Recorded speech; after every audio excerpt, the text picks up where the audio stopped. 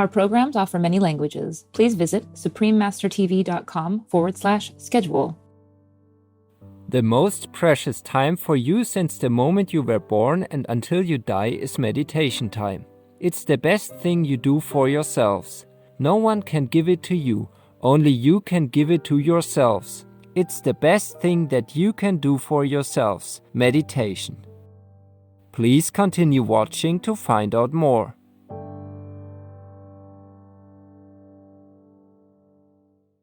Welcome, open-hearted viewers. I'm Aleki.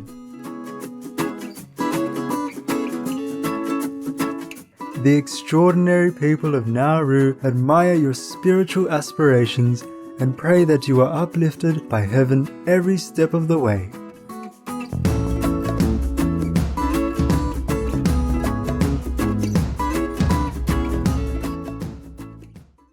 Supreme Master Ching Hai is highly gifted, multi-talented and fully enlightened master.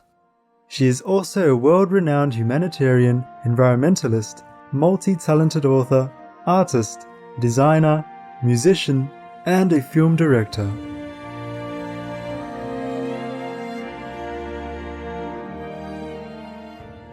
In every one of her endeavors, Supreme Master Ching Hai conveys infinite love and concern for all beings, as well as boundless encouragement for those who wish to progress spiritually.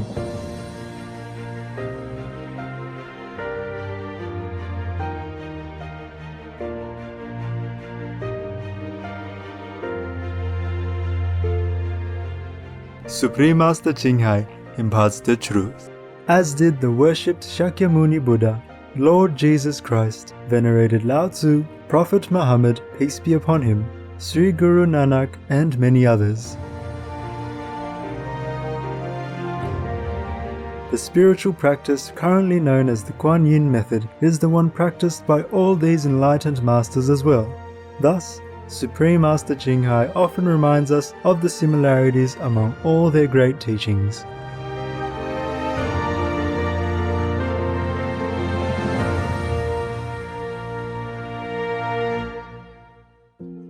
Coloring Our Lives is a collection of quotes and spiritual teachings of Supreme Master Ching Hai. In response to the questions and concerns of truth seekers, Supreme Master Ching Hai provides insights that are both spiritual and practical. Her suggestions light the way to creating a Buddha's purer land on earth, as well as being an intelligent, talented artist of life. As Supreme Master says, while making good use of every minute of our time to lead a fulfilled, positive, happy life in the process of learning, we can also use the very lively, animated and joyous spirit derived from spiritual practice to color our lives.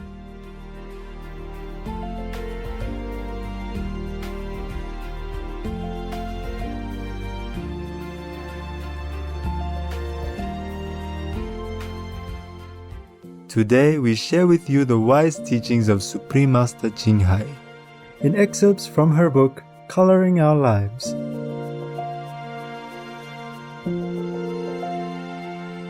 Bless yourself with meditation.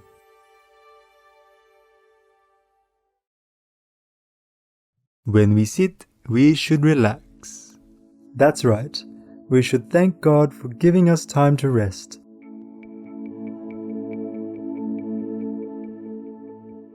The other yoga schools usually refer to meditation as a time to relax. Nowadays, if you read newspapers or magazines, the regular ones, you'll find them mentioning meditation, or when they talk about how to live longer and healthier, they'll somehow mention that we must find time to relax, rest or meditate. They do mention meditation.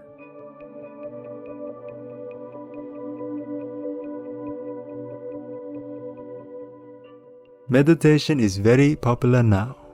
They don't say meditate to find God, but meditate to relax, to become healthier, feel better, live longer and be successful. That is, to be successful in every aspect. We must choose a time during the day to rest, not to sleep, but to meditate, or breathe in, breathe out, or whatever.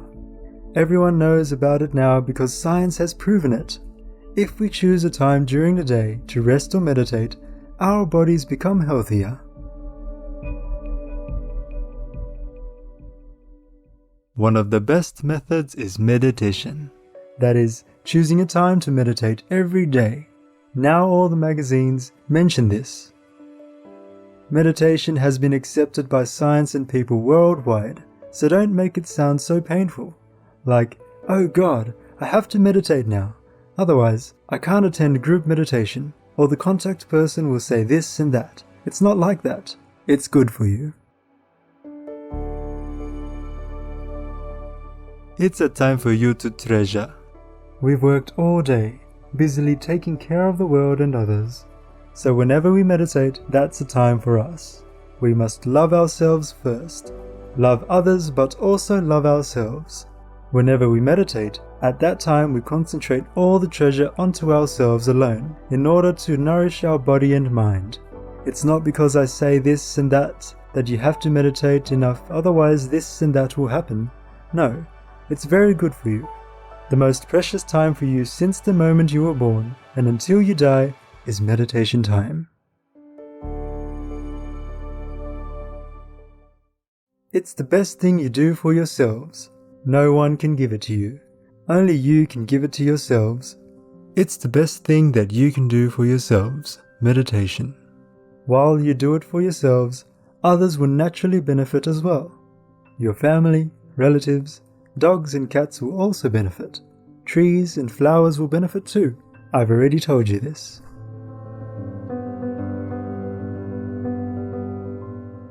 So when we meditate, the people and all the things around us benefit, but we're the ones who benefit the most. It's the best thing that you can do for yourselves, the best medicine to nourish your bodies, the strongest energy to nurture your brain, the best book to develop your wisdom. No matter how beautiful a car you have, how big a pearl you get, and no matter how expensive they are not as precious as the time you spend meditating for yourselves. That's the most precious gem in the whole universe that you can offer to yourselves. Like one initiate said, meditation is resting, nourishing ourselves, bringing in all the precious jewelry to beautify you.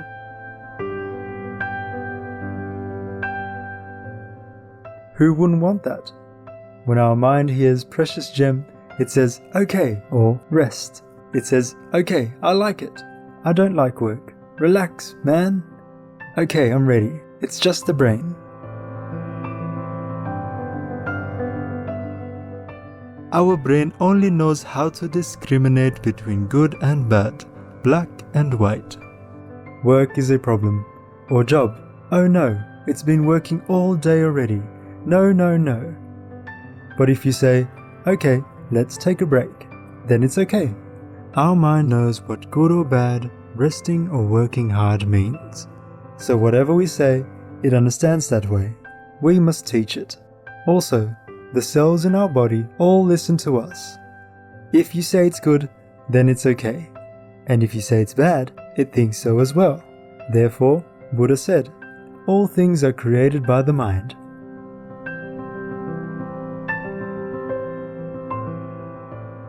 Our mind we must create. We must speak good things, think good things, and we'll change the negative to the positive.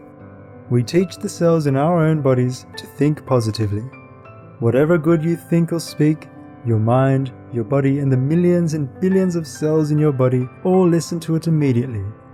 That's why I say you are your own master. You don't need me. But you've forgotten how to teach yourselves.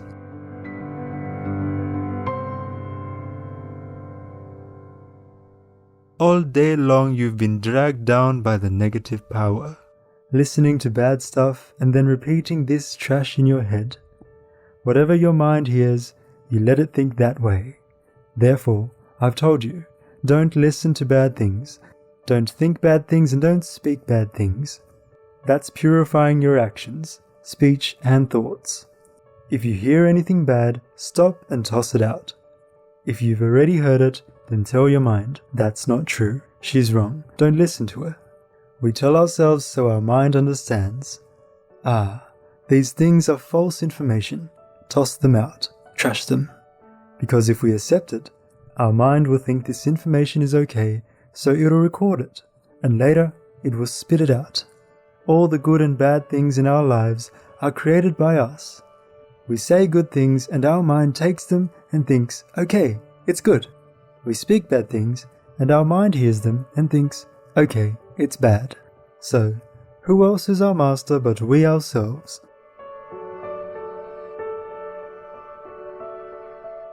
For example, when you want to drink, is it you who tells your hands to get the water, or do you ask your neighbor to tell your hands to get it for you?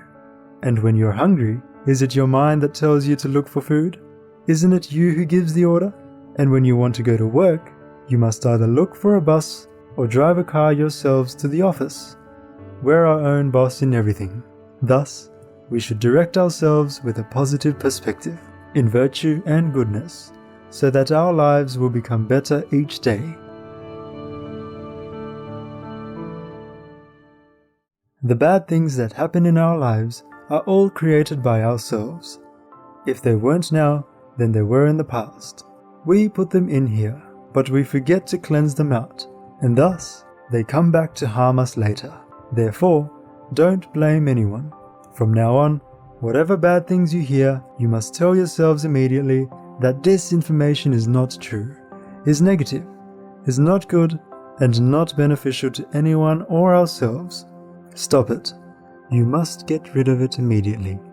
When you go home, at night, recite the holy names to cleanse it out. And in the morning, pocket a big reserve before you go out. Therefore, you should meditate in the morning and at night when you come home. If there's some leftover garbage in your pocket from outside, meditate to cleanse it out. The more you cleanse yourselves, the better. The more surplus in your pocket, the better, so that when you run into some garbage, you can cleanse yourselves right then, so there's no need to carry it home with you.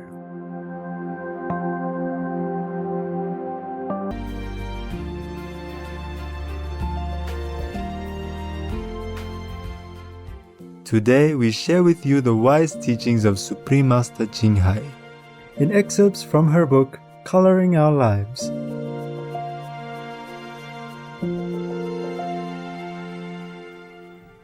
Taming the Human Brain. Don't make meditation a kind of work. It's just a relaxation time. Tell your mind it has nothing to do, and to just sit there relaxing. And if you cannot sit too long, you can lie down and rest. Make it pleasant. You can put a flower in front and wear some nice clothes. Make it like a ceremony if it feels good. That's why some people put out incense, flowers, and all of that, just to please the mind. Whatever it takes to make your meditation pleasant, you can do it.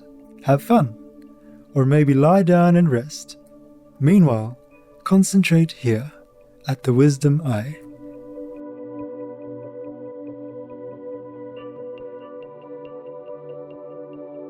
Make it pleasant at first. Don't make it too hard for the mind, because he doesn't like it. He doesn't like working. And if you're too serious, the mind will rebel, thinking, I don't like that. I'd like to have fun. I'd like to go out. I'd like to have music or coffee with friends. I don't want to sit here. So just make it nice. Invite some good friends, initiates, to come to your house, or come to their house, have coffee, chat first, or do something together, and then sit together, as if it is a part of the game, part of the fun. That's in the beginning. Later, you get used to it, and you don't need that game anymore. You can just sit anywhere and feel good.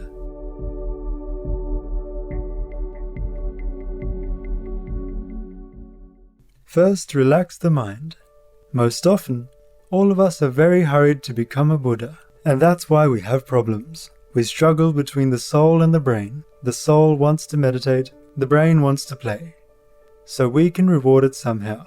Like after you have a good meditation, give yourself some of your favorite food, take yourself out, or see your girlfriend. Do something nice afterwards, so the brain will know, okay, that's good. Train the brain just like you train a dog. You know how to train a dog. When the dog does something good, then you give him a reward. That's how he becomes better and better. Our mind sometimes is a troublesome thing. If you really sometimes don't feel like meditating, then just leave it. Don't force yourself too much. Just do something else, running or doing some exercise. And when you're tired, then you will like to sit down, and the mind will not make trouble. Actually, that is a problem when we are alone. Sometimes the mind tricks us a lot, and if we don't have someone to encourage us or to hold hands, we cannot continue so fast. That's why we need a teacher and friends, fellow initiates. Then we can talk out the problem with them, and sometimes they help.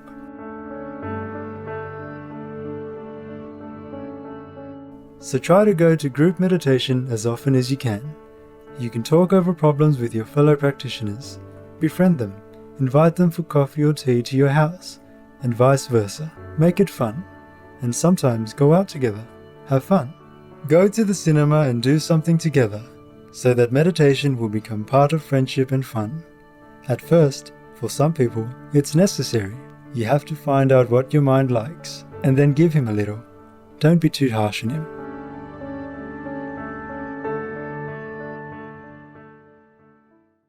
Some people don't need it. They love to meditate, so it's easy. But even then, when we enter some stages of meditation, we sometimes get stuck there. We feel suddenly that we don't want to meditate anymore. We don't want anything like that. We've had enough with Buddhas, or enlightened beings, and things like that. But it's just temporary.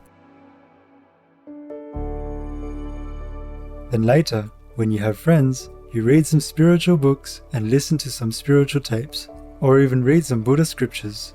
Maybe that's going too far, but some contemporary books about life and death, about meditation, and about the experience of heaven by other people. And then you will be somehow more stimulated to want to have the same experience, and so you will make more effort.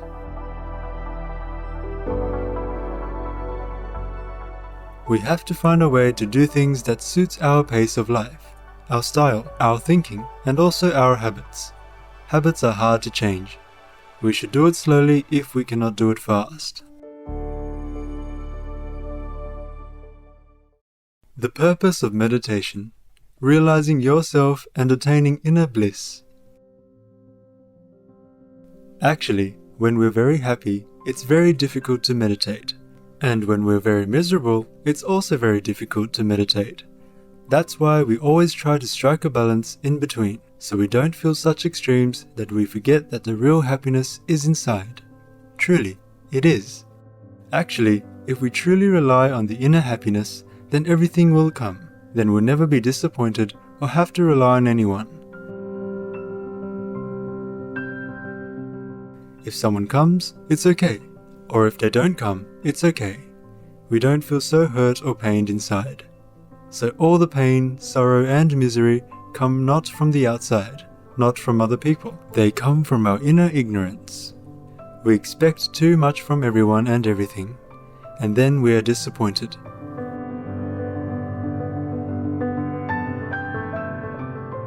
So the only source of happiness is inside. Whenever you meditate, try to get in touch with that source. For your sake, for your own happiness, contentment, satisfaction, you must always try to get in touch with that joyful center which is inside all of you.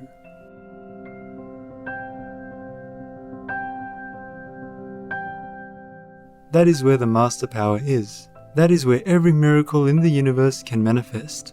That's all loving kindness. That's where all loving kindness is born. That's where all the virtues, beauty, and the truth lying dormant there for you to discover. Otherwise, sooner or later, we all die and go where? Who cares? At least when we're living, we must live a very worthwhile human life. We should be happy and be able to carry on our life in a joyful way, because that befits our dignity as a human being, as the top 10 of all the animals in this world. We're the top of physical creation. We don't know if we're the top of the universe yet, maybe not, but at least here, we're the top of creation. So we must carry on our life as dignified as a human being should be, and not be fearful of everything and stupid and in misery, especially when we have the treasure inside that we can always use.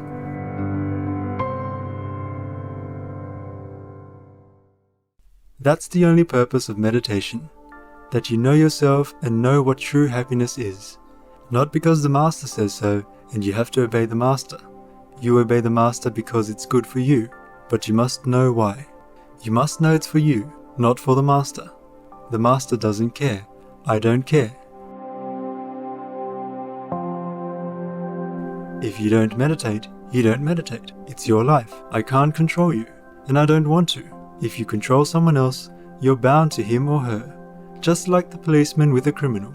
They're both handcuffed. The policeman has to take care of the prisoner. I don't want to be in that position.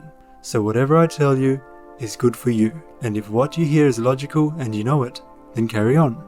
Not because I force you or anything like that. It's an honor. It's a privilege. And it's the best fortune of our life to be able to know such a secret. It's not being forced. It's not a bargain, and it's not an obligation. It's the best of all privileges, the best of all luck, in thousands or millions of lifetimes, that we're being so easily shown such a door to liberate ourselves of all misery. So work on it. That's all there is to it.